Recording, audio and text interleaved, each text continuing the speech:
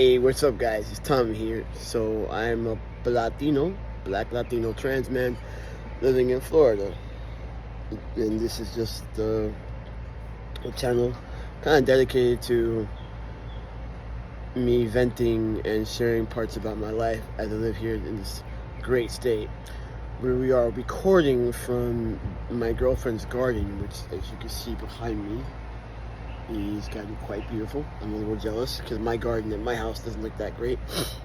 But that's neither here nor there. Also, forgive the sniffles. I have a tad bit of allergies. But I wanted to talk because today is Transgender Day of Visibility. Simultaneously, it's also Easter. And it has caused, for some people, of course, to be up in arms because as of lately, I find that everybody's like in this alarmist stage, and the United States, especially right now, is just a place where people are pissy, and it always comes around in election season. I wanted to talk a little bit about my faith because I am a man of faith, and I have a complicated relationship with faith. I grew up in church, and I was involved in church. My dad was a pastor, a well-known Christian Latin singer, so I can remember parts of growing up, like being in church and having very deep spiritual experiences, but also carrying a lot of shame and guilt because I knew that I was different, and I knew that I was, I had an attraction to people of my same gender at the time. And I knew that I was very masculine, and that was looked down upon. And I can remember many times just being, and because I was being too masculine or being too something or something or rather, it was always like a problem. Really not much from my parents, but for other people around me. And I found that my mom and my dad were consistently and constantly, if they had the opportunity to, were trying to protect me, either by trying to change my behavior, or, simply just keeping me out of trouble. When I left church, I didn't really leave. I was kind of kicked out. But I had tried so hard to change. Like, I went to therapy, I went on a missionary trip, I did what I was told. And none of that throughout my core, it really changed anything. And then when I left church, I went through such a period of craziness, such a period of drugging and drinking to try to escape the pain that I was feeling. And I was definitely angry at God, or so I thought that I was angry at God. Over the years, and through much healing and things of that nature, I am no longer angry at God. I realized I was really never really angry at God. I was angry at the way people were trying to teach me God. Because even when I was 6 years old in Sunday school, it didn't make any sense. And it still doesn't necessarily make sense to me. But I feel like a higher power, which I choose to call God, has definitely been in my life and has been good to me regardless of the fact that I'm trans. And then more, and even so more, celebrates the fact that I'm trans, because the only people that do not celebrate the fact that I am trans are people that have twisted and had misinterpretations of the Bible, and also just of God's character. Like, think about it. God made a world which he could do whatever he wanted to do, then made sin, because nothing is made without God, then made the devil so the devil could constantly tempt you, and then when you don't follow through, then he punishes you. Doesn't that sound like a lot of like just like sociopathic?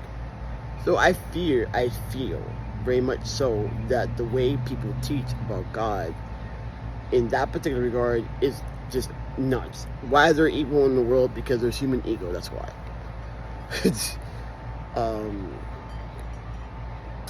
and on this Easter day, when Christians could be getting a chance to love on trans people, they choose the opposite. They choose to hate on trans people and then make like Transgender Day visibility, and the fact that it falls on Easter like something that we planned.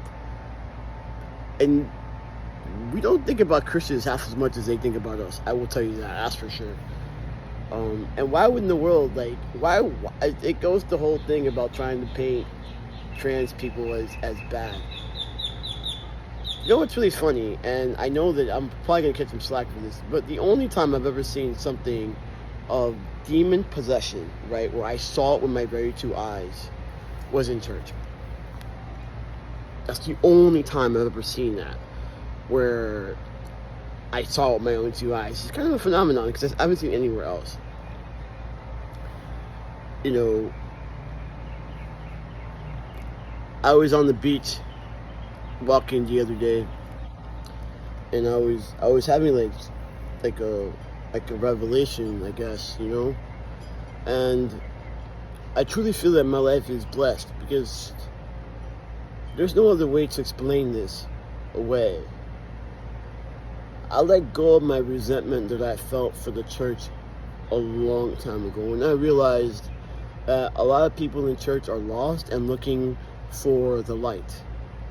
And that's fine. And if they found it in there, kudos to them. But I also feel like a lot of people in church have been the reason why some LGBTQ don't go back to church, and at some point even lose their connection with a higher power. Because, as in my mind, as I thought, why would I lead a righteous life or even talk to God, or even try to be a compassionate person, if I'm going to go to hell? If I'm going to hell, then I'm going to live it up. And that's exactly what I did for so many years. So many years I was lost. And I'm not talking about lost like lost in sin. I mean just lost. Like, I didn't have any self-love, any self-compassion, any self-worth, any self-kindness. Somehow I got my shit straight. And the relationship that I have with a higher power, when I don't listen to the hate that some religious people spew, is pretty much awesome. You know, I thought about it this morning, and where my life has been to where my life is now, and it's definitely on the up and up. You know, all the love that I've experienced, like, if I really can tell you, it's all been a blessing, because I haven't really worked with it. Those are all gifts, either gifts of my sobriety or a gift from a higher power, however you want to see it. Another thing that came to me, so this is the story of my name. So my dead name used to mean palm tree, and if you ever plant a palm tree, the reason why they plant the palm trees here in Miami is because they can withstand hurricane winds. And at the time that I was growing up, I was withstanding hurricane winds in my own life. You know, people always, I mean, I had some love, I ain't gonna lie, but for the most part, I felt very much always like I was fighting in the storm, fighting people's hate, and, you know, ignorance. And then when it came time to transition, I was given a new name. I did not choose my new name. My name was given to me the same way my birth name was given to me, the same exact way. And my new name was Thomas. And my middle name means God listens.